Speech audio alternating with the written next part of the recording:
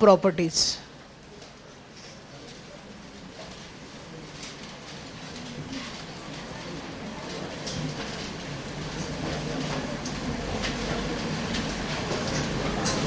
Again the weightage for this chapter is of 4 to 6 marks. परत एकदा बरंच weightage आहे, जेवढं तुमच्या कुठल्या हॅलोजन डेरिव्हेटिव्हला आहे तशाच प्रकारचं वेटेज या सोल्युशन्स आणि कॉलिगेटिव्ह प्रॉपर्टीजला आहे. ओके, आता हा चॅप्टर 2 पार्ट्समध्ये डिवाइड केलेला आहे.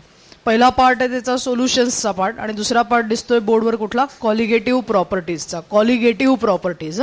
सो या दोन्ही पण म्हणजे आत्ता आपण जे शिकलो ते सगळं ऑर्गॅनिक केमिस्ट्री रिलेटेड होतं, त्यामुळे तुम्ही कार्बन हायड्रोजन रिॲक्शन्स असं सगळं बघत आला होता. आत्ता जे आपण शिकणार ते सगळे प्रॉब्लेम्स असतील आणि कन्सेप्ट असेल आणि त्याच्या बेसवर प्रॉब्लेम असेल. ओके, सो सोल्युशन्स आणि कॉलिगेटिव्ह प्रॉपर्टी म्हटला की परत एकदा काही सायंटिस्टची नावं डोळ्यासमोर येतात. त्यातलं पहिलं नाव आहे व्हॅन टॉफ, जे मागच्याला पण होतं, बरोबर आहे. त्यानंतर दुसरं आहे रॉल्ट, तिसरं आहे बेकमन आणि चौथं आहे नॉलेट. So these are 4 critical scientists when you learn about solutions and colligative properties. Okay, प्रत्येकाने काय काय कॉन्ट्रीब्यूट केले ते थ्रू आउट द चॅप्टर आपण बघणार आहोत. सो त्या वेळेला डिस्कस करू की यांनी काय केलं त्यांनी काय केलं. ओके, पण तुम्हाला ही सवय लावून घ्या तुम्ही की चॅप्टर उघडला की सगळ्यात पहिल्यांदा त्याचे सायंटिस्ट माहिती असले पाहिजे, कारण त्याच्या बेसवर त्याचे कन्सेप्ट्स असतात बरेचसे. सो तुम्हाला परीक्षेमध्ये लिहायला येतं स्टेट रॉल्ड्स लॉ, आणि रॉल्टच माहिती नसेल तर तुम्ही कसं काय स्टेट करणार त्याला, किंवा स्टेट व्हॅन टॉफ्स लॉ असा प्रश्न विचारतात. So for that you should know which scientist are involved in that particular chapter. Okay, जसं ग्रिग्नार्ड म्हटलं की ग्रिग्नार्डचा रिएजंट तुम्हाला आठवायला पाहिजे, बरोबर. Anyway, so van't Hoff, Raoult, Beckmann आणि नॉलेट यातल्या हा जो पार्ट आहे हा सोल्युशन्स आणि कॉलिगेटिव्हशी रिलेटेड आहे, पण आपल्या सिलेबसमध्ये मात्र हे दिलेलं नाही आहे. सो फक्त त्यांनी काय केलं हे तुम्हाला मी सांगेल ज्यावेळेला आपण चॅप्टरच्या पुढे जाऊया त्यावेळेला आपण डिस्कस करू. पण ॲक्च्युली त्यांचे जे एक्सपेरिमेंट्स आहेत ते आपल्या सिलेबसमधनं काढलेले आहेत. आधी हा चॅप्टर खूप मोठा होता, यामध्ये एक्सपेरिमेंट्स पण इन्व्हॉल्व होते. ते सगळे एक्सपेरिमेंट्स चॅप्टरमधनं काढून टाकले. कशाचे एक्सपेरिमेंट्स होते ते, कॉलिगेटिव्ह प्रॉपर्टी रिलेटेड एक्सपेरिमेंट होते. सो मी काय करणार आहे, काय होतं की सीईटीचा पॅटर्न हा जरी रेस्ट्रिक्टेड असला तरी काही लोक इथे जेई पण देतात आहे, त्याच्यामुळे त्यांना हे माहिती पाहिजे की याच्यात काय नेमकं जास्त तुम्हाला विचारलं जाईल. सो मी बरेच वेळा असं फोकस करत असते की थोडासा तुम्हाला जेईचा अँगलसुद्धा या चॅप्टरमधनं कळला पाहिजे की which part you should focus, so that if you are willing to give the exam you should be well prepared for both the exams. Okay, anyway, now solutions आणि कॉलिगेटिव्ह प्रॉपर्टीज म्हटल्यानंतर पहिला पार्ट आपण बघतो तो म्हणजे सोल्युशन्सचा part बघतो. तुम्हीच मला सांगा what is a solution. Solution म्हणजे काय होतं मला सांगा. What is solution, you all know what is solutions. आपण डे टू डे लाईफमध्ये 100 वेळेला सोल्युशनचा वापर करत असतो. आपण चहा बनवतो म्हणजे सोल्युशन वापरतो, आपण सरबत पितो म्हणजे सोल्युशन वापरतो, आपण साधं मीठ पाणी घेतो म्हणजे सोल्युशन वापरतो, बरोबर. सो सांगण्याचा उद्देश असा आहे, आपण मिल्क घेतो म्हणजे सोल्युशन आहे. ओके, आपण 2 वेगवेगळ्या ऑइल्सचं मिक्सचर करतो म्हणजे सोल्युशन आहे, आपण हवा घेतो म्हणजे सोल्युशन आहे, बरोबर. सो सोल्युशन म्हणजे असं नाही की फक्त लिक्विडशी रिलेटेड असेल. सोल्युशन म्हणजे काय, it is a mixture of 2 or more components. Okay, what is a solution, it is a mixture of 2 or more components. Not necessary 2च कंपोनंट त्यामध्ये असले पाहिजे, एकापेक्षा जास्त, दोघांपेक्षा जास्त कंपोनंट सुद्धा त्यामध्ये असू शकतात. So depending on that basically there are 2 phases of any solution and those phases are, you might be knowing, that is solute and solvent. So what is a solute and what is a solvent, अगदी लहानपणीची definition आहे, 8वीत वगैरे असेल तुम्हाला. So मला तुम्ही सांगा solute म्हणजे काय होतं आणि सॉल्व्हंट म्हणजे काय होतं. जो त्याचा स्मॉलर पार्ट आहे सोल्युशनचा, त्या स्मॉलर पार्टला आपण काय म्हणतो, सोल्यूट असं म्हणतो, आणि जो लार्जर पार्ट आहे त्याला काय म्हणतात, सॉल्व्हंट म्हणतात. म्हणजे मीठ पाण्यामध्ये टाकलं तर यातला सोल्यूट कोण आणि सॉल्व्हंट कोण सांगा मला. मीठ हे काय होणार, सोल्यूट होणार, आणि वॉटर हे काय असेल, सॉल्व्हंट असेल, बरोबर. सो थोडक्यात सोल्यूट कुठला आणि सॉल्व्हंट कुठला याच्या बेसवर त्या सोल्युशनचं नॉमेनक्लेचर नाही म्हणणार आपण, क्लासिफिकेशन करतो. ओके, सो ते क्लासिफिकेशन आपण बघू. पण before moving to this classification let's understand what are the 3 types of solution on the basis of size of solute particle. Size of solute पार्टिकलच्या बेसिसवर कोणते 3 प्रकार असतात सोल्युशनचे. कधी कधी 2 मार्काला प्रश्न विचारतात, that state the types of solution on the basis of size of solute particle. कोणाचे पार्टिकल साईज, सोल्यूट पार्टिकलची साईज. सो त्याच्यावर 3 प्रकार असतात. पहिला आहे कोलायडल सोल्युशन. मागच्या वर्षी ॲडसॉर्प्शन आणि कोलाइड्स नावाचा चॅप्टर होता, बरोबर आहे. त्यामध्ये कोलायडल सोल्युशन हे येतात. ते नसतील तुम्हाला माहिती तर चॅप्टर एकदा परत बघायचा काय दिलेलं होतं. दुसरा असतो तो म्हणजे तुमचा ट्रू सोल्युशन आणि तिसरा असतो तुमचा coarse solution. So what are the 3 types of solutions? Colloidal solution, true solution and coarse solution, बरोबर. आता यामध्ये जे ट्रू सोल्युशन आहे, बरोबर, किंवा आपण असं म्हणूया की यांच्या पार्टिकल सायझेस ज्या असतात त्या पार्टिकल सायझेसवर काय डिपेंड असतात मला सांगा? तुमचे 3 प्रकार डिपेंड असतात. रिलेटिव्हली सगळ्यात बिगर पार्टिकल जी साईज आहे ती कोणामधली असते? कोर्समधली. मग कोणाची असते मला सांगा? True solution. आणि मग कोणाची? कोलायडल. सो ट्रू सोल्युशनचे जे पार्टिकल्स आहे these are very very minute particles. Okay, खूप स्मॉल साईज आहे. त्याची ऑर्डर पण दिलेली आहे पुस्तकामध्ये, ती बघायची. सो सांगण्याचा उद्देश असा की जिथे सोल्यूट पार्टिकल अतिशय स्मॉल साईजचे असतात त्या सोल्युशनला आपण काय म्हणतो? ट्रू सोल्युशन असं म्हणतो. ओके, समजा मी जर काय म्हणतात त्याला रेती घेतली, रेती जी तुम्हाला दिसते, वाळू कळतं ना तुम्हाला, वाळू घेतली आणि ती वाळू जर मी पाण्यामध्ये टाकली तर तुम्हीच मला सांगा यातलं सोल्युशन कुठलं असेल? कोर्स सोल्युशन असेल, कारण त्या वाळूची साईज कशी आहे? It is the bigger particles. Okay, पण ज्यावेळेला मी म्हणेल की sugar particles are dissolve in water then they will form a true solution. Okay, true सोल्युशनची डेफिनेशन अशी आहे की that forms a homogeneous mixture. होमोजिनियसचा अर्थ कळतो तुम्हाला? दॅट फॉर्म्स वन फेज, एकच फेज तयार होणार. No 2 phases can be separated from the mixture. Okay, so you cannot separate the 2 phases by using the physical methods and such solutions are called as true solutions. Okay, so all of you understood. आपण या part मध्ये, या chapter मध्ये mostly we are related with the true solution. कशाशी related आहोत मला आपण सांगा? ट्रू सोल्युशनशी रिलेटेड आहोत. ओके, आता ट्रू सोल्युशन म्हटल्यावर मगाशी जी केस आपण घेतली की एक सोल्यूट घेतला आणि एक सॉल्व्हंट घेतला, अशा प्रकारच्या सोल्युशनला म्हटलं जातं बायनरी सोल्युशन्स. काय म्हणतात त्यांना? Binary solution. If 3 phases are present then that is called as ternary solutions. काय म्हणतात त्याला? Ternary solution. आणि जर 4 phases आपण घेतल्या, 4 वेगवेगळे सबस्टन्सेस जर आपण घेतले तर त्याला क्वाटर्नरी सोल्युशन म्हणतात. काय म्हणतात त्याला? Quaternary solution. But in this chapter again we are dealing only with the binary solution. आपण या चॅप्टरमध्ये काय फोकस करतोय? फक्त बायनरी सोल्युशन. म्हणजे एक काय असणार आहे? त्यामधला सोल्यूट सबस्टन्स असणार आहे आणि दुसरा कोण असणार आहे मला सांगा? सॉल्व्हंट असणार आहे. So we are dealing throughout the chapter only with the binary solutions. So I hope you must have understood what is a binary solution, what is the ternary solution and what is a quaternary solution. So all of you understood this. So chapter is limited or focused only to which type of solutions?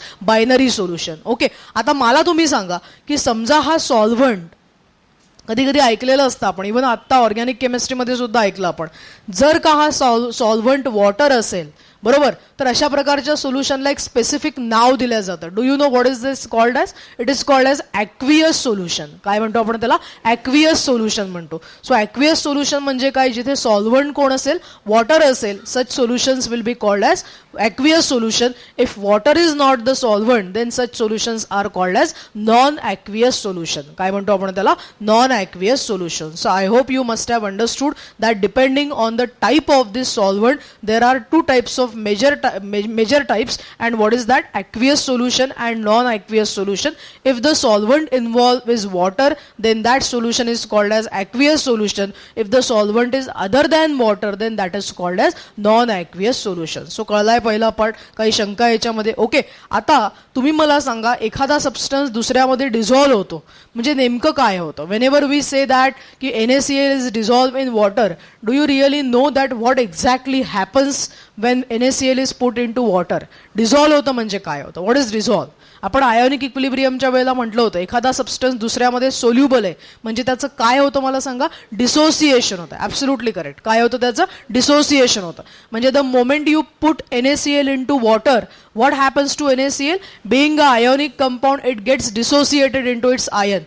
Which ions are formed? Na+ and Cl-. त्याच्या पुढे जाऊन असं होतं की वॉटरमध्ये सुद्धा हे ion असतात, H+ आणि OH-, बरोबर, आणि तुमच्या NaClचे पण आयन असतात N+ आणि Cl-. What exactly happens? The Na+ will get surrounded by this OH-. या Na+च्या आजूबाजूला कोण सराउंडिंगला असतं मला सांगा? OH-. आणि तुमचे जे Cl- आहे त्याच्या आजूबाजूला कोण असतं? H+. आता तुम्ही मला सिम्पली सांगा की जर याच्या बाजूला OH मायनस असेल आणि याच्या बाजूला जर काय असेल मला सांगा H+ असेल, तर Na+ आणि Cl- कॉन्टॅक्टमध्ये येऊ शकतात का? नाही येऊ शकत. आणि त्या कारणाने they will be not associated with themselves, they will be in which phase? Dissociated phase. And due to dissociation, as these particles are away from each other, we call this process as dissociation or separation of ions. So due to the surrounding of this OH- and H+ ion, what happens to Na+ and Cl- ion?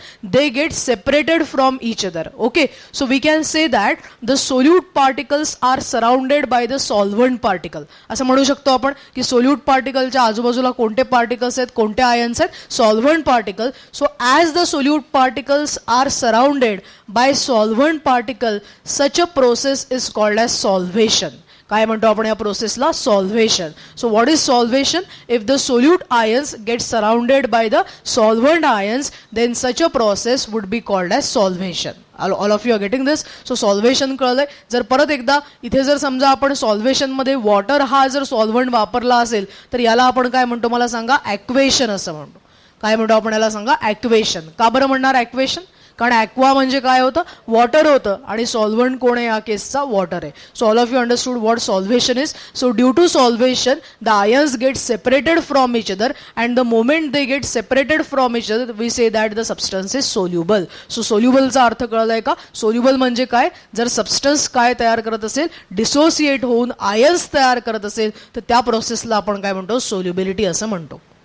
कळला या प्रकार? काही शंका याच्यामध्ये? And due to that the force of attraction would be form, and due to force of attraction this two ions would be separated. Okay, so this is called as solvation process. आता आपण पुढे बघूया. लक्षात आलं ना तुमच्या हे सगळं? पुढचा पार्ट बघूया, तो म्हणजे टाईप्स ऑफ सोल्युशन. कॉमन सेन्सच्या बेसिसवर आहे. समजा मी तुम्हाला विचारलं आत्ता की मला सांगा, जे आपलं मिल्क असतं, मिल्क, ॲक्च्युली मिल्क म्हटल्यानंतर त्यामध्ये पूर्णपणे मिल्कच पाहिजे, पण दुधवाला काळजी घेतो की आपण खूप बलवान नको व्हायला, शक्तिमान नको व्हायला, आणि त्यामुळे तो त्या दुधामध्ये काय टाकतो मला सांगा? पाणी पण टाकतो.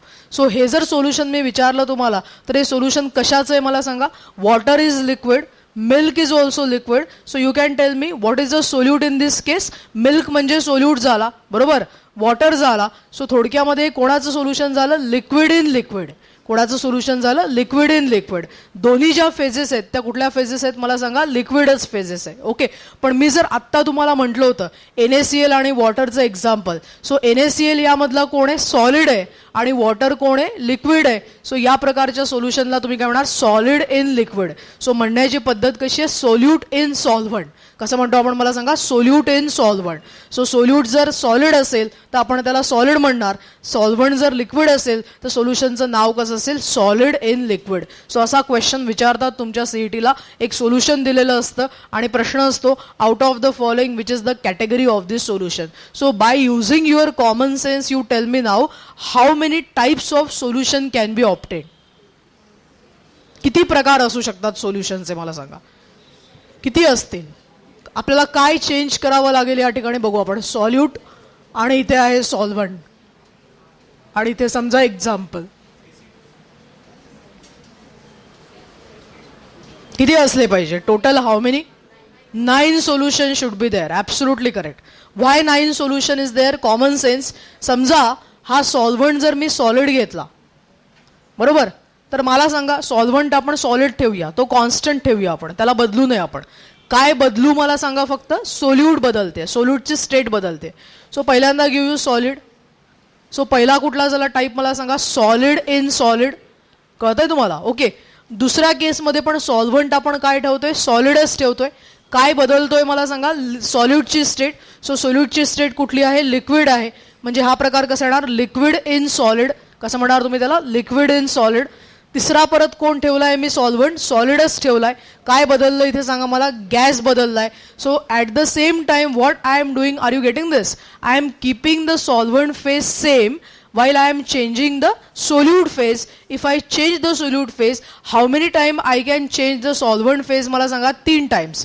का बरं? कारण फेजेस किती आहेत? 3 आहे. सो या सॉलिडचे 3 मिळाले मला, लिक्विडचे 3 मिळतील मला आणि गॅसचे 3 मिळतील मला. म्हणजे किती झाले total? 9 types of solutions are there. बरोबर. सो याच्यावर प्रश्न विचारला जातो. मग आता याला कॉमनली असं म्हणतात, तुम्ही लक्षात घ्या, कधी कधी कॉमनली वापरतात, जर का सॉल्व्हंट हा सॉलिड असेल तर अशा सोल्युशनला सॉलिड सोल्युशन्स म्हणतात. काय म्हणतात मला सांगा याला? Solid solution. When you call this as solid solution, when the solvent is what it is, solid, then that is called as solid solution. So common sense, if I take the solvent as liquid, then you tell me what this solution would be called as liquid solution. Again त्याचे types कसे असतील? Common sense आहे. कसे type असतील मला सांगा? Solid in liquid, liquid in liquid आणि gas in liquid. तसेच शेवटचे 3 कुठले असतील तुम्ही सांगू शकतात? कुठले? Solid in gas, liquid in gas and gas in gas. So कळले 9 प्रकारचे सोल्युशन. आता प्रश्न येतो, हे काही मी लिहून वगैरे देणार नाहीये कारण हे प्रत्येकाला समजतं काय, तर यात लिहून देण्यासारखं काही नाहीये. उलट मी तुम्हाला होमवर्क म्हणून हा क्वेश्चन देणार आहे. पण काही एक्झाम्पल्स आपण बघूया की तुम्ही ओळखणार कसे. आता समजा एअर म्हटला, एअर. सो तुम्हाला क्वेश्चन येतो की air is which type of solution. So सांगा मला gas in gas.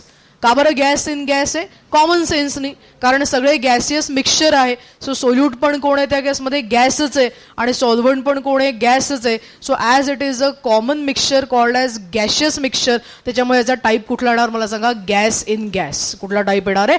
Gas in gas. ते जर मी तुम्हाला म्हटलं मॉइश्चर कशाचं एक्झाम्पल आहे, तुम्ही काय सांगणार मला? मॉइश्चर म्हणजे काय?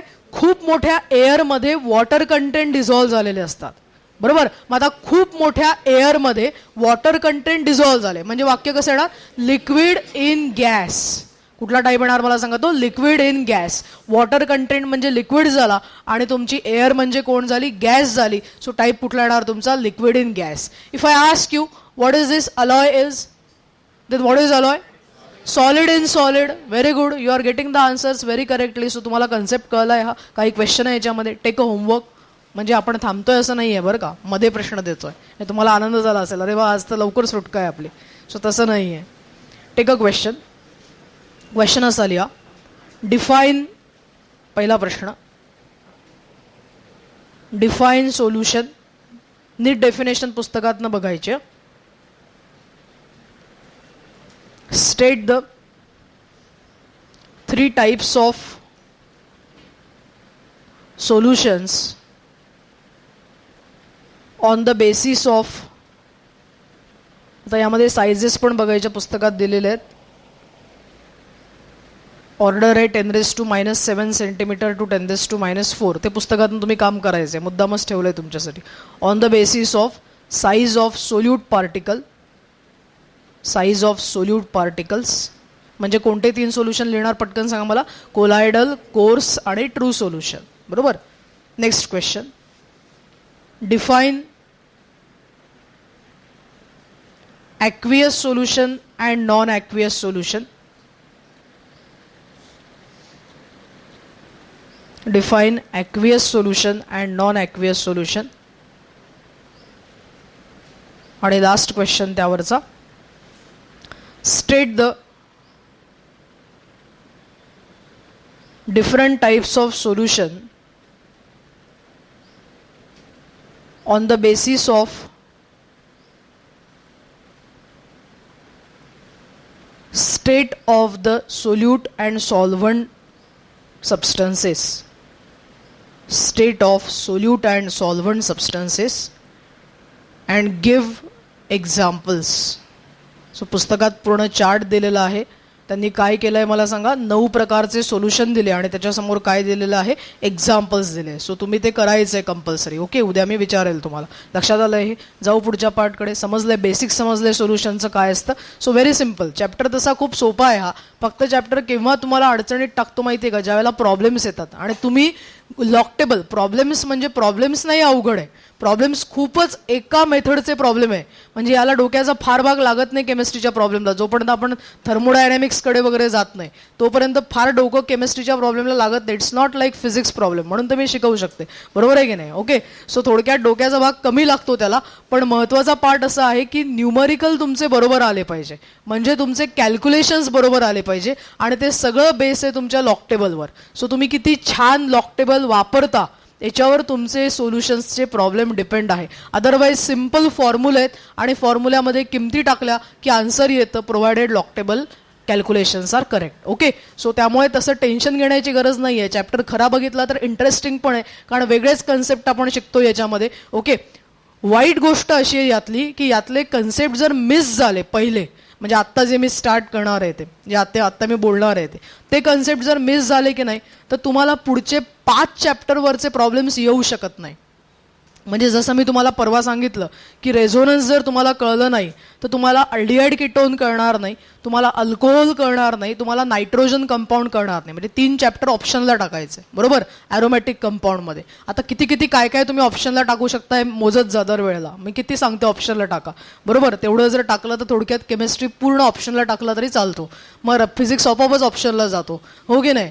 आणि मॅथ्स राहायला तेवढाच फक्त एक आपल्याला आधार मिळू शकतो. सांगण्याचा उद्देश असा की फिजिक्स केमिस्ट्री ऑप्शनला जाऊ शकतात, provided you don't work properly. Okay, so आता 3 चॅप्टर तुमचे गेले जर ऑर्गॅनिक केमिस्ट्रीमधला रेझोनन्स कळला नाही. तसा या चॅप्टरमधले पहिले कन्सेप्ट जर कळले नाहीत तुम्हाला, प्रॉब्लेम्सचे जे कन्सेप्ट आता मी सांगणार आहे ते कळले नाही, तर पुढचे 5 चॅप्टर त्याच्यावर डिपेंड आहे. म्हणजे हेच हे आपण 5दा वापरणार आहोत. ओके, मग ते थर्मोडायनॅमिक्समध्ये लागतं, मग ते सॉलिड स्टेटमध्ये लागतं, इलेक्ट्रोकेमिस्ट्रीमध्ये लागतं, कायनेटिक्समध्ये लागतं. असा एकही चॅप्टर प्रॉब्लेमचा नाही आहे की जिथे हे कन्सेप्ट तुम्हाला लागणार नाही आहेत. Okay, and because of that this should be very well understood by all of you. Okay, now let's start the next part of this chapter, that is concentration. Now what is concentration? 100 वेळा हा शब्द आपण आत्ता चॅप्टरच्या आधी वापरलाय. खरा हा शब्द आपण केव्हा शिकणार होतो मला सांगा? That is in the chapter called as solutions and colligative properties. Okay, वापरावं लागणार आहे. सो ते युनिट म्हणजे कुठलं होतं? कॉन्सन्ट्रेशन. सो कॉन्सन्ट्रेशनचं युनिट मोल पर डीएम क्यूब आहे. आता आपण बघतोय की कॉन्सन्ट्रेशन म्हणजे एक्झॅक्टली काय, तर कॉन्सन्ट्रेशन म्हणजे कंटेंट नाही म्हणत त्याला म्हणतो आपण अमाऊंट म्हणतात त्याला. कंटेंट काय? Content amount of solute, he basic definition आहे फक्त. ओके, ही वेगवेगळ्या पद्धतीने आपण एक्सप्रेस करणार. So amount of solute present in solvent. So it is a given amount of solute present in the given quantity of solvent, and this particular term is called as what? Concentration. Now concentration can be expressed by different methods.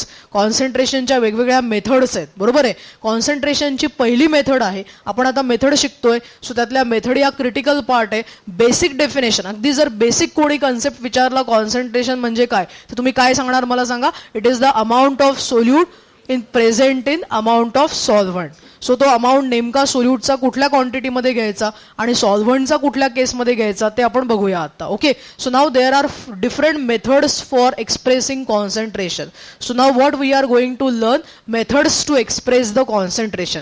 Concentration कसं वेगवेगळ्या पद्धतीने express करू शकतो आपण, याच्या methods आपण आता शिकतोय. त्यातली पहिली मेथड आहे ती म्हणजे percentage method. What is the first method? Percentage method. पहिली मेथड कुठली आहे मला सांगा? Percentage method.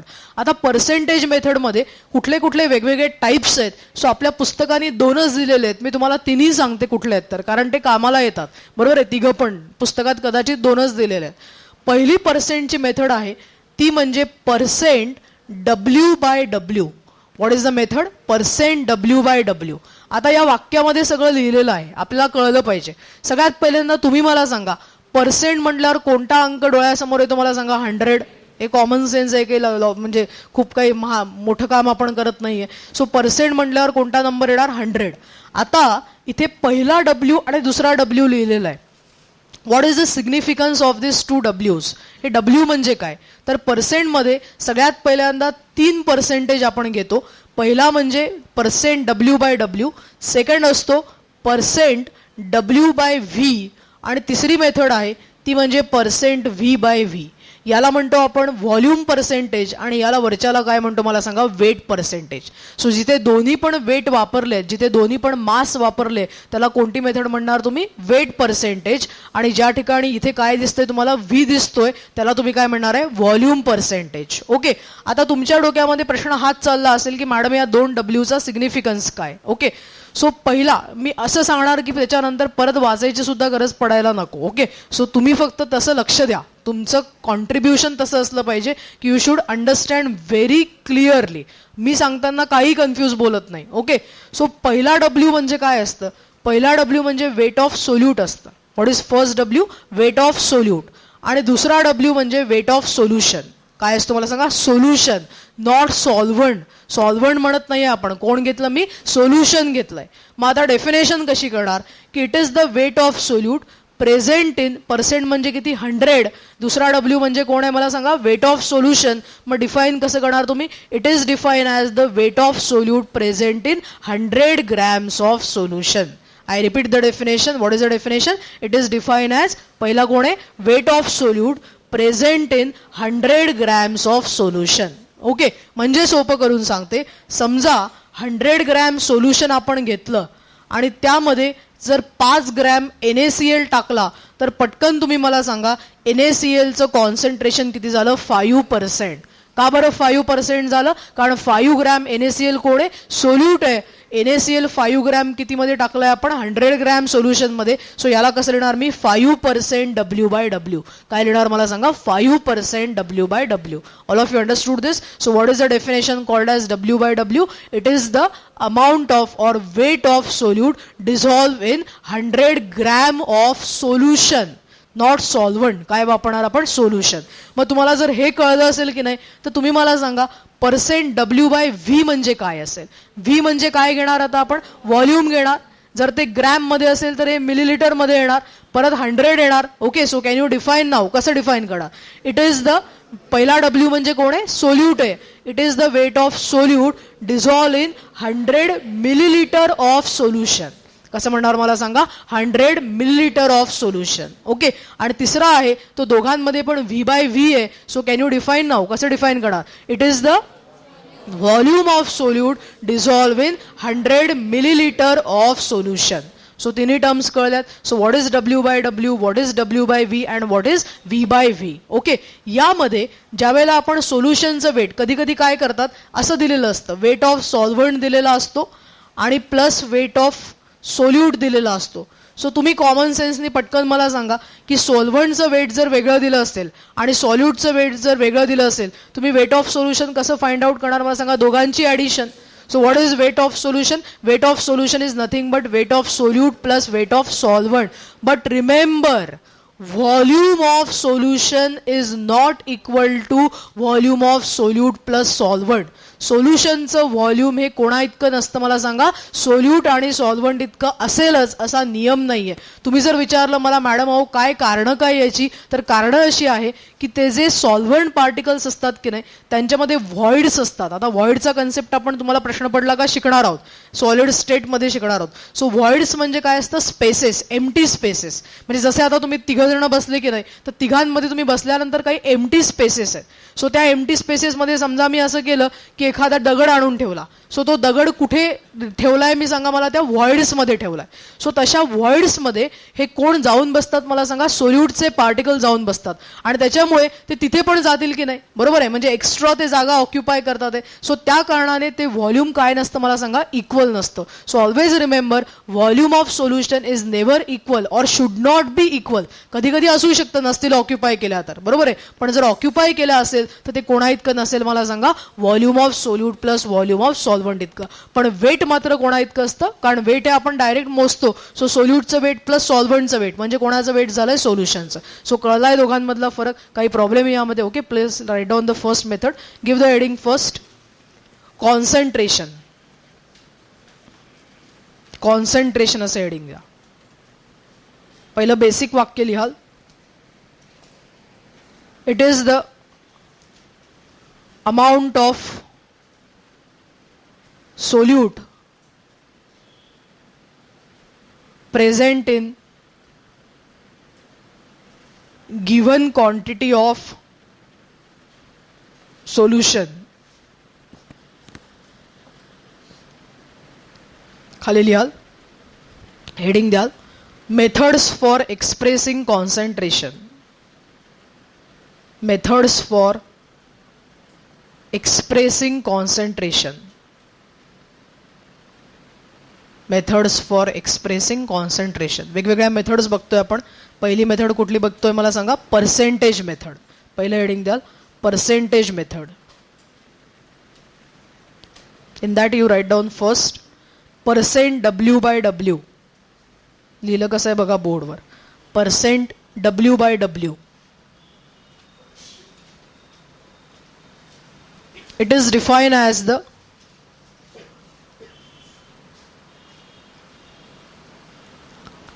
weight of solute in gram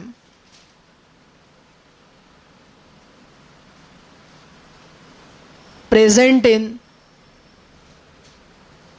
100 gram of solution. Present in 100 gram of solution. For example, if 5 gram of NaCl is present in 100 gram of solution,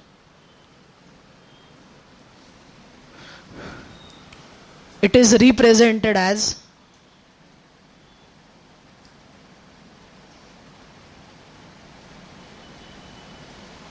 कसं लिहिलंय बोर्डवर बघा मी. It is represented as 5% W/W of NaCl. कसा represent केलाय? 5% W/W of NaCl. त्यातला पहिला W म्हणजे कोणाचं वेट झालंय? NaClचं. आणि दुसरा W म्हणजे कोणाचं झालंय? सोल्युशनचं. कळलंय हे? ओके. खाली लिहा weight of solution is equal to formula लिहितोय आपण. weight of solute plus weight of solvent. Weight of solute plus weight of solvent.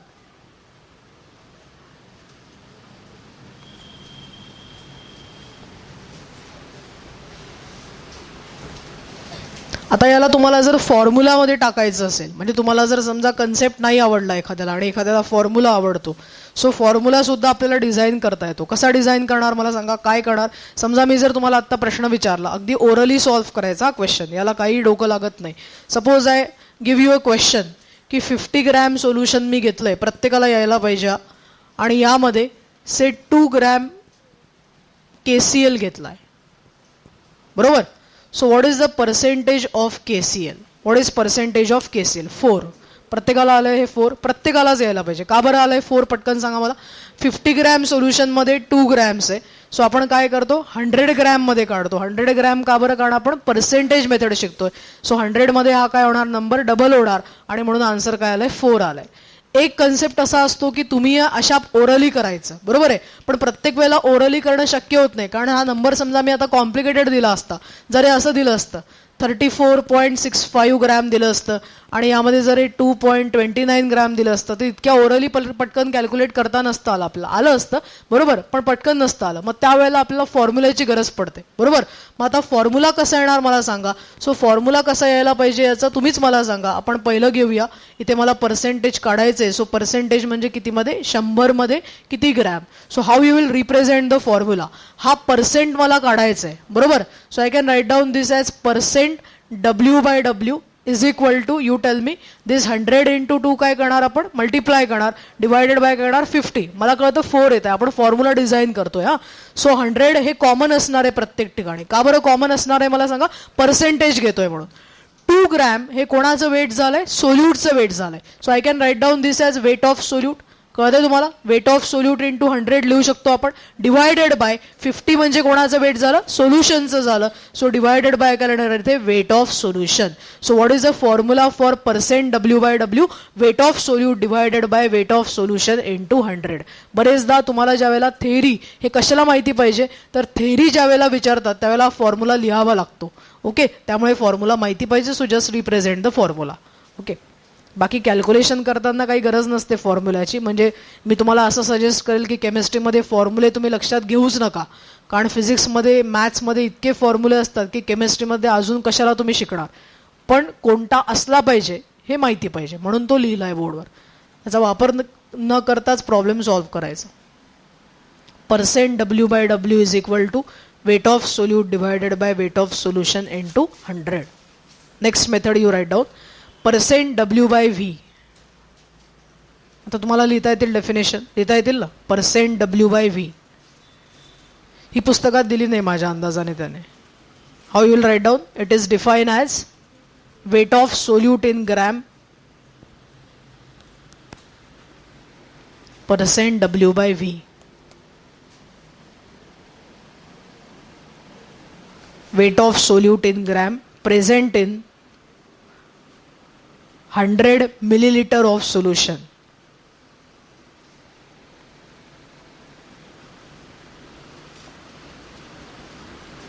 बरोबर. सो या ठिकाणी काय चेंज करावं लागेल तुम्हाला, व्हॉल्यूम ऑफ सोल्युशन. सो ते आता परत नाही लिहिलं तरी चालणार आहे. %W/V इज इक्वल टू बेटा of solute in 100 ml of solution. झालंय. तिसरा point, %V/V. %V/V. It is defined as the volume of solute in ml, milliliter. Volume of solute in milliliter present in 100 milliliter of solution.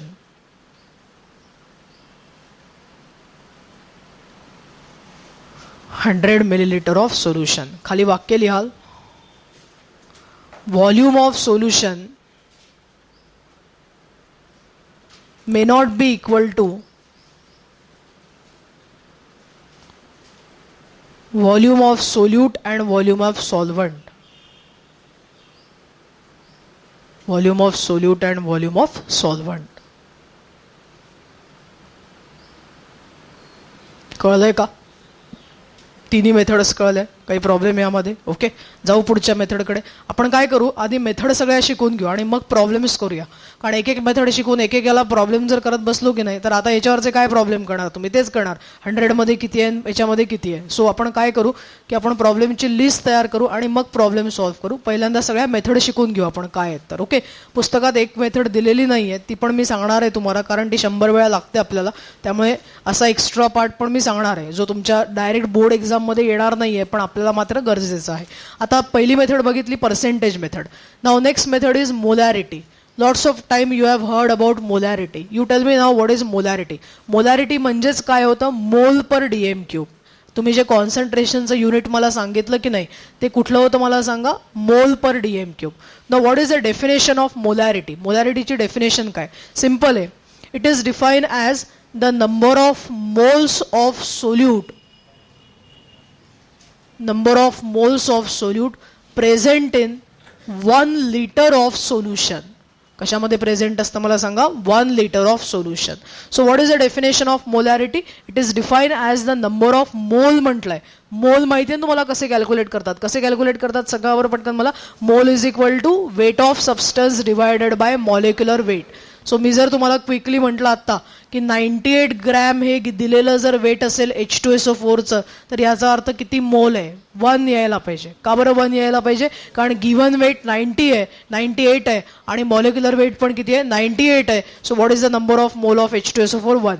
ज्यांना हे येत नाही त्यांनी आज घरी गेल्यावर प्रॅक्टिस करा की how to calculate number of mole, कारण ते जर नाही आले तर तुम्हाला काय कॅल्क्युलेट करता येणार नाहीये, molarity. So what is the definition of molarity. It is the number of moles of solute present in 1 liter of solution. आणि त्या कारणाने हा फॉर्म्युला कसा आलाय इथेच बघा तुम्ही. हे पहिलं मोल म्हणजे कोणाचे मोल आहेत मला सांगा, सोल्यूटचे.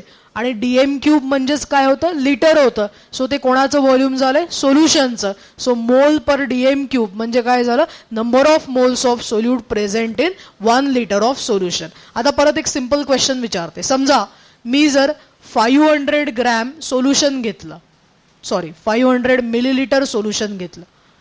व्हॉल्यूम आहे ना, मिलीलिटर घ्यावं लागेल. आणि त्याच्यामध्ये इमॅजिन करा की 20 ग्रॅम NaOH प्रेझेंट होता. सो त्याची मोलॅरिटी किती झाली.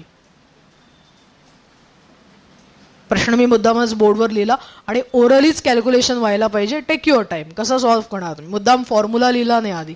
फॉर्म्युल्यामध्ये मला इंटरेस्ट नाही आहे. फॉर्म्युला लिहूया आपण. काय, 500 ml सोल्युशन आहे, त्यामध्ये 20 ग्रॅम NaOH आहे. सो आन्सर विचारलंय की त्याची मोलॅरिटी किती. काय म्हटला तू, 1 म्हटला.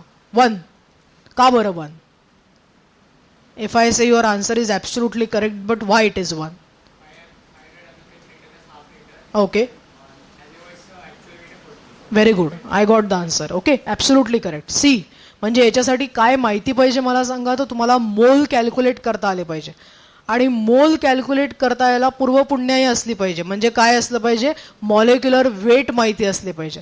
सो तुम्हाला जे मी सांगितलं होतं की नाही मागच्या वर्षी मोल कन्सेप्टच्या वेळेला की तुम्हाला मॉलिक्युलर वेट माहिती पाहिजे, ते मॉलिक्युलर वेट आता किती क्रिटिकल होतात. म्हणजे प्रत्येक मागची गोष्ट किती क्रिटिकल होत जाते ज्यावेळेला तुम्ही पुढचे कन्सेप्ट शिकता त्यावेळेला.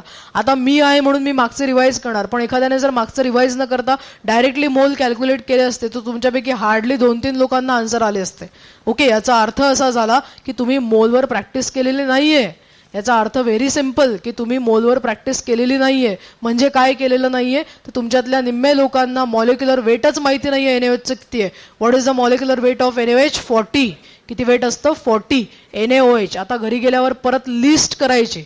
मी सांगते जाताना कोणत्या कोणत्या कंपाऊंडचं मॉलिक्युलर वेट शोधून काढायचं. तर okay, coming back to our question.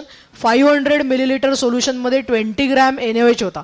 मला सांगा आपल्याला ग्रॅम पाहिजेत का सोल्यूटचे? नाही, आपल्याला काय पाहिजे मला सांगा, मोल पाहिजे. सो मी काय करणार, याचे नंबर ऑफ मोल कॅल्क्युलेट करणार. सो नंबर ऑफ मोल म्हणजे काय फॉर्म्युला असतो मला सांगा, W divided by molecular weight. So पटकन मला सांगा what is the given weight किती आहे? 20 आहे या ठिकाणी. मॉलिक्युलर वेट किती आहे? 40 आहे. सो किती मोल प्रेझेंट आहे तिथे? हाफ. म्हणजे 500 मध्ये किती मोल प्रेझेंट आहे? हाफ आहे. आपल्याला 500 मिलीलिटरमध्ये इंटरेस्ट आहे का? आपल्याला किती लिटरमध्ये इंटरेस्ट आहे मला सांगा? 1 लिटर. सो 1 लिटर म्हणजे 500च्या किती टाइम्स झाले? 2 टाइम्स झाले. सो हा जर 2 टाइम्स घेतला आपण, हा जर 1000 केला तर याला सुद्धा काय करावं लागेल? 2 टाइम्स करावं लागेल. सो हाफला 2 ने मल्टिप्लाय केलं की आन्सर किती येतं? 1. आणि म्हणून त्याची मोलॅरिटी किती होती? 1 होते. किती होती मोलॅरिटी? 1 होते. सो सगळ्यांना कळलंय काय केलं तर. आता हे झालं क्विकली. तुम्ही CET एक्झाम देणार आहात आणि CET म्हटल्यावर हा स्पीड खूप मॅटर करतो. कारण लक्षात घ्या तुम्हाला 90 मिनिट्समध्ये 100 क्वेश्चन सोडवायचे फिजिक्स केमिस्ट्रीचे. You imagine for every question if you count the time then it is just available as 54 seconds. So 54 सेकंडमध्ये हे सगळं कळलं पाहिजे कुठून आलंय, तर हे सेन्स झालं पाहिजे, ते सोडवता आलं पाहिजे आणि महत्त्वाचं सोडवल्यानंतर बरोबर आलं पाहिजे. बरोबर आहे की ज्याच्यामध्ये मार्क मिळाला पाहिजे आपल्याला. ओके, सांगण्याचा उद्देश असा आहे की स्पीड खूप मॅटर करणार आहे इथून पुढे. सो स्पीड केव्हा मॅटर करेल? तुम्हाला हे 20/40 प्रत्येकाला करता येतं, यात काही शहाणपण नाही आहे. पण प्रॉब्लेम कुठे होता की तुम्हाला काय माहिती नाहीये मला सांगा? 40 माहिती नाहीये. ज्याला 40 माहिती नाही तो 20/40 करू की 60 करू हे कुठून कळणार? आणि त्या कारणाने you should know the list of molecular weight. मी असं नाही म्हणत तुम्हाला की जगात प्रेझेंट असलेल्या सगळ्या कंपाऊंडचे मॉलिक्युलर वेट माहिती असले पाहिजे, पण जे नेहमी लागतात त्यांचे मॉलिक्युलर वेट मात्र तुम्हाला माहितीच असले पाहिजे. सो घरी जायच्या आधी तुम्हाला मी त्या मॉलिक्युलर वेटची लिस्ट करायला लावणार आहे. ओके, एनिवे प्रकार कळलाय हा का? मग आता आपण याला फॉर्म्युलाइज करूया. फॉर्म्युला कसा लिहिणार मला सांगा? मोलॅरिटी लिहिलं इथे. फॉर्म्युला बघा कळतोय का? इज इक्वल टू कोणाचे नंबर ऑफ मोल घेतोय आपण? नंबर ऑफ काय पटकन सांगा मला? Moles of solute divided bye कोणाचं व्हॉल्यूम लागतंय आपल्याला? सोल्युशनचं. सो व्हॉल्यूम ऑफ सोल्युशन ते कशामध्ये असलं पाहिजे? लिटरमध्ये असलं पाहिजे. कशामध्ये असलं पाहिजे? लिटरमध्ये. समजा आता नॉर्मली ते व्हॉल्यूम लिटरमध्ये देत नाहीत, नॉर्मली व्हॉल्यूम ते मिलीलिटरमध्ये देतात. मग पटकन मला सांगा मिलीलिटर जर असेल तर इथे मिलीलिटरचे लिटर करायला कितीने मल्टिप्लाय करतो आपण? 10⁻³ ने. सो इथे जर 10⁻³ ने मल्टिप्लाय केले तर हे वरती गेल्यानंतर किती होणार? 1000 होणार. म्हणजे हे जर व्हॉल्यूम मिलीलिटरमध्ये दिलं असेल तर याला कितीने मल्टिप्लाय करणार आपण? 1000 ने. So this is a standard formula. केव्हा वापरायचं मला सांगा? ज्या वेळेला दिलेलं व्हॉल्यूम कशामध्ये आहे? मिलीलिटरमध्ये. एकतर तुम्ही मिलीलिटरचं लिटर ऑपोबच होतं ज्या वेळेला 1000 ने मल्टिप्लाय करतोय. So what is the formula for molarity? It is the number of moles of solute divided by volume of solution in milliliter into 1000. Okay, आता मला सांगा नंबर ऑफ मोल्स कसे कॅल्क्युलेट करतो आपण? Weight, given weight divided by काय असतं इथे? Molecular weight.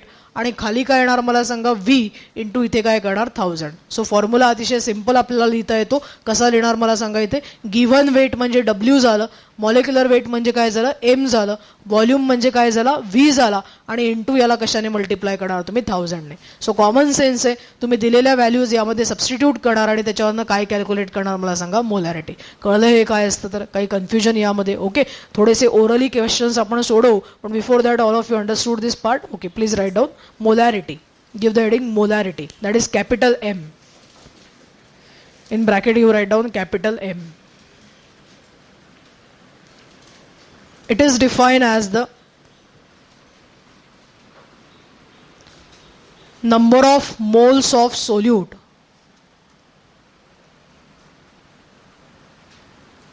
present in 1 liter of solution.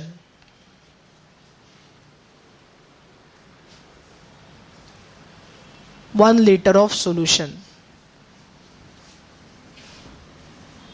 Write down below that the mathematical expression or formula. Write down this formula.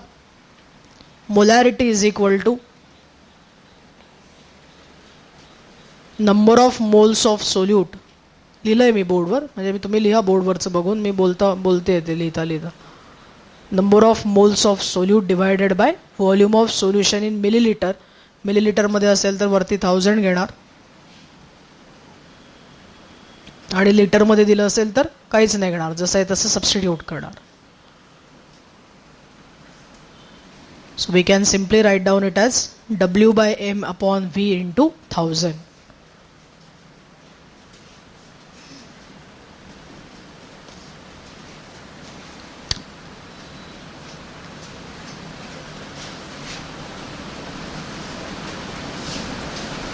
विचारू एक ओरल प्रश्न विचारू तुम्हाला, करता येईल तुम्हाला. पेनचा वापर नाही करायचा. आपण आता इथून पुढे पेनलेस सेशन घेणार. ओके, पेनलेस म्हणजे काय, ज्याच्यामध्ये पेनचा वापर न करता आपल्याला क्विकली ते आले पाहिजे. बरोबर आहे.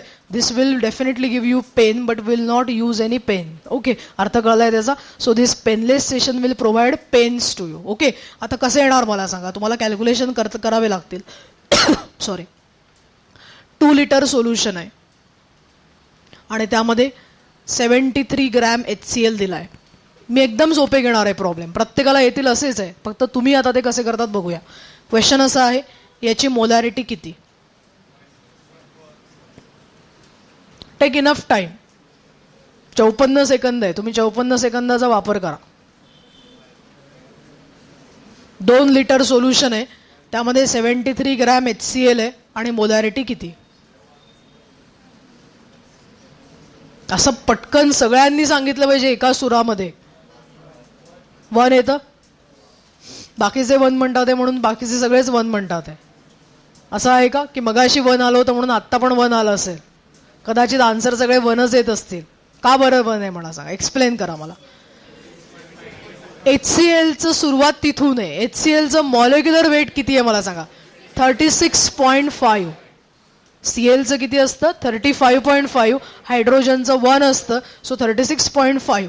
नंबर खूप छान देणार आहे मी. मला तुम्हाला गणित येतं का बघायचंच नाही, मला तुम्हाला कन्सेप्ट वापरता येतं का तेवढंच चेक करायचं आहे फक्त. 2 लिटरमध्ये 73 ग्रॅम आहे. आपल्याला लिटर किती लागतो मला सांगा. 1 लिटर. 1 का बरं लागतो, डेफिनेशन म्हणते म्हणून. बरोबर. सो इथे 1 लिटर लागणार. मग 73 जर 2 लिटरमध्ये असेल तर 1 लिटर कितीमध्ये आला, 36.5. काही महाभाग 36.5 उत्तर लिहून येतील. बरोबर आहे. ते विसरून जातील की इथे काय कॅल्क्युलेट करायचे, नंबर ऑफ मोल. हे जे आपण काढलंय, काय काढलं, वेट. ओके, सो वेटला आता कशाने डिवाइड करणार मला सांगा, molecular weight. So what is the molecular weight, 36.5 and that's why what is the answer 1. बरोबर आहे. ओके, दुसरा क्वेश्चन बघा. काही गरज लागत नाही. तुमच्या पेजेसची किती काळजी आहे मला, किती सेव्ह करते मी ती पेजेस. बरोबर ना. प्रश्न लिहा, बरोबर, मग त्याचं उत्तर काढा, मग पेनचा वापर करा. सगळं आपण अवॉइड करून टाकलं, फक्त बोर्ड आणि इंक एवढाच वापर करतोय आपण. पुढचा, समजा 4 लिटर सोल्युशन घेतला आणि त्यामध्ये जर मी 360 ग्रॅम ग्लुकोज टाकला, म्हणूनच हसू आलं मला. लहान मुलांची इतका त्रास देऊ नये लहान मुलांना. ओके नाही. What is the molarity. Pen नाही वापरायचा. पेन वापरलं की गेलं, उत्तर चुकलं. पेन नाही वापरायचा. तुम्ही किती वेळ करा, आपापसात डिस्कस करा, ते चालेल, पण पेनचा वापर नाही करायचा.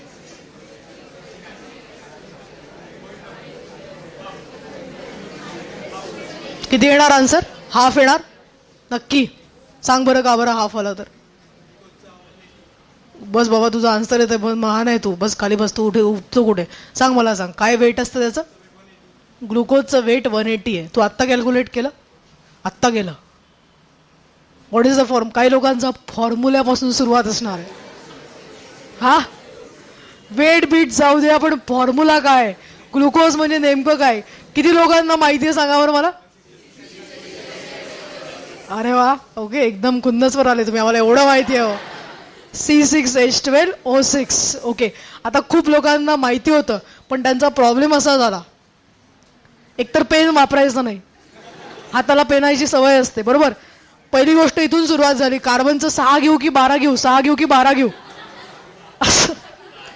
6 की 12. सो निम्मे लोकांनी 6 घेतलं असेल, का बरं, जवळच वाटतं म्हणून, कॅल्क्युलेशन सोपं होऊ शकतं. 12 आहे, का बरं 12 आहे, ॲटॉमिक वेट 12 आहे. 6 हा त्याचा काय ॲटॉमिक नंबर आहे, आपण इथे वेट घेतो. सो 12 into 6 त्यांनी कॅल्क्युलेट केलं, व्हेरी गुड. प्लस ऑक्सिजनचं किती असतं, 8. 16 की 8, 8 हा काय आहे त्याचा ॲटॉमिक नंबर. अरे वा, 16 into 6. सो हे ॲड केल्यानंतर किती येतं, 180 आहे. Absolutely correct. सो आता इथून पुढे 100 वेळेला का बरं माणसाला सीईटी मध्ये वेळ पुरत नाही याचं कारण सांगते मी तुम्हाला. ओके, प्रश्न आहे तो समोर आलेला, असा एवढा सिम्पल क्वेश्चन असतो, बरोबर. प्रश्न आला की त्याला ग्लुकोज दिसतं, 54 सेकंदातला पहिला सेकंद ग्लुकोज वाचण्यामध्ये जातो. C6H, तो सायंटिस्ट असतो मुळात, बरोबर आहे, त्यामध्ये जी स्टाईल पण तशीच असते. सो तो वाचतो, C6H12O6 फॉर्म्युला आहे. मग त्याला रफ वर्कसाठी जागा पण दिलेली असते, त्याचा वापर तर केलाच पाहिजे, बरोबर आहे. त्यामुळे तो हे सगळे कॅल्क्युलेशन करतो, करताना निम्मेळा चुकवतो, बरोबर आहे. शेवटी कसं करून 180 येतात. या सगळ्या प्रकारामध्ये 1.5 मिनिटं चालले जातात, बरोबर. म्हणजे 2 क्वेश्चनचा टाइम हा 180 काढण्यामध्ये चालला जातो. सो तुम्हाला जे मी आत्तापासून इन्सिस्ट करते की नाही, मॉलिक्युलर वेट हे माहिती पाहिजे. ग्लुकोज म्हटला की 180, NaOH म्हटला की 40, HCl म्हटला की 36.5, H2SO4 म्हटला की 98, KCl म्हटला की, खूपच हुशार आहे तुम्ही, माहितीच नाही मला, जे आत्ता जे होते ते तुम्ही शायनिंग मध्ये माझ्यासोबत म्हटले, मला माहित होतं असं होणार आहे. KCl म्हटला की, अरे रे रे रे, बरं चला सोडा. सुक्रोज म्हटला की, काय गरिबाची चेष्टा करता होणार, सुक्रोज वगैरे काय उगीच आपलं. सुक्रोज मध्ये किती कार्बन आहे मोजा तरी एकदा, किती कार्बन आहेत, C12H22O11. ते गणित आत्ता होणं शक्य नाहीये, त्याच्यासाठी मॉलिक्युलर वेट माहिती पाहिजे. बरं अजून सोपा, युरिया, बस करा म्हणा, माहिती आहे तुम्हाला, इतके वर्ष झाले, अन्याय नाही करायचा जास्त. सो ठीक आहे, आपण ही लिस्ट करूया. आपण म्हणजे तुम्ही लिस्ट करा, माझी पाठ आहे, मी आता दरवर्षी करते त्यामुळे माझे पाठ होऊन गेलेले आहेत. सो तर मला प्रॉब्लेम नाहीये, पण मला कोणी प्रश्न विचारणार नाहीये, तुम्हाला प्रश्न विचारणार आहे. So 180, coming back to problem. इथे डायरेक्टली असं पण करता येतं बरं का, आधी मोल काढून घ्यायचे पटकन. सो 360/180 म्हणजे किती मोल झाले, 2 मोल. सो 4 लिटरमध्ये किती मोल आहे, 2 मोल आहे. मग पटकन मला सांगा 1 लिटरमध्ये किती येणार, half mole. So what is the answer, half mole. करता येईल असे, लक्षात आला हा कन्सेप्ट कसा आहे तर. लिहिलं तुम्ही मॉलॅरिटीचा फॉर्म्युला. ओके, आता क्वेश्चन देते, तुम्ही घरी करा. प्रॉब्लेम नाही देत, प्रॉब्लेम आपण करूया. प्रॉब्लेम आपल्याला भरपूर इंटरेस्टिंग प्रॉब्लेम करायचे आहेत. तुम्हाला एक बेसिक फक्त होमवर्क देते, find out the molecular weight. आणि नुसते फाइंड आउट करून वहीमध्ये सजवायचे नाही आहेत, ते वापरता आले पाहिजे वेळेवर. तर फाइंड आउट केलं की तेवढं करून या, तसं नाही करायचं. Find out the molecular weight of following substances. सगळेच लिहा, मगाचे पण लिहा. NaOH, HCl, H2SO4, glucose, H2SO4 glucose, KCl. KClचं नाही झालं शेवटपर्यंत.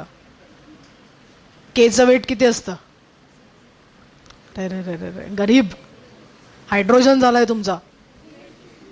केचं वेट किती असतं, 39 असतं, 38 नाही, 39. सो 39 केचं आणि त्या CLचं किती, 35.5. सो ऍड केल्यावर किती येतात, 74.5. So what is the weight, 74.5. पुढचा NaCl किती असतं, वाईट, सिच्युएशनच वाईट आहे. NaCl, Naचं वेट किती असतं, 23 आणि CLचं किती, 35.5. सो किती येणार, 58.5. पुढचा मॅग्नेशियम हायड्रॉक्साईड, हा फॉर्म्युल्यापासून सुरुवात आहे, MgOH ट्वाइस. अरे वा, असं म्हटलं की राग येतो तुम्हाला, इतकं नाही म्हणा, एवढं नाही, आम्ही एवढे नाही आहे. KOH, potassium hydroxide. सुक्रोज, त्याला केन शुगर पण म्हणतात. फॉर्म्युला काय सांगितलं मी आत्ता, C12H22O11. Sodium carbonate, formula Na2CO3. Potassium carbonate, काय फॉर्म्युला, पोटॅशियम म्हटलं की K2CO3. काय फॉर्म्युला आहे? K2CO3. त्यानंतर पुढचा मॅग्नेशियम क्लोराईड MgCl2. त्यानंतर urea. What is the formula of urea? करा, ऍक्टिंग करा. What is urea? युरिया म्हणजे काय? तरी बरं सगळं पुस्तकात होतं. मागच्या वर्षी पहिला चॅप्टर होता ज्याने ऑर्गॅनिक केमिस्ट्रीची सुरुवात केली होती, त्यावेळेस युरिया सांगितला होता. युरिया. कशी रे बालक तुम्ही? युरिया म्हणजे NH2CONH2. युरिया खूप सुंदर आहे. युरियामध्ये 2 अमाइन ग्रुप असतात म्हणजे NH2 असतो आणि एक CO म्हणजे कार्बोनिल ग्रुप असतो. So combination of 2 amino group and carbonyl group is called as what? Urea. याचं वेट काढलं तर 60 येतं. पुढचा ॲसिटिक ॲसिड. माहिती आहे ना? Acetic acid CH3COOH. अजून एक देते, तो तुम्हाला माहिती नाही आहे, पुस्तकात शोधा, या चॅप्टरमध्ये सापडेल तुम्हाला. Oxalic acid. फॉर्म्युलाच देत नाही. नाही आला तर राहू दे. माहिती आहे? Oxalic acid. Nitric acid. आपल्या रेंजमधला घेऊया. Nitric acid. What is nitric acid? HNO3. Benzene. तो तर आम्ही काही कधी सांगतो म्हणा. बेन्झिन विचाराच तुम्ही फक्त. आणि लास्ट घ्या, ammonium chloride. What is the formula? Ammonium chloride. अरे वा, NH4Cl. मग बरं लक्ष दिलं की किती छान होतं की नाही? हां, असं असतं ते, NH4Cl. So what is the formula? Ammonium क्लोराईडचा काय? NH4Cl. ठीक आहे, एवढे करा. जेवढे आपल्याला दरम्यान येतील त्यावेळेला आपण करूया. ठीक आहे, विल स्टॉप हिअर.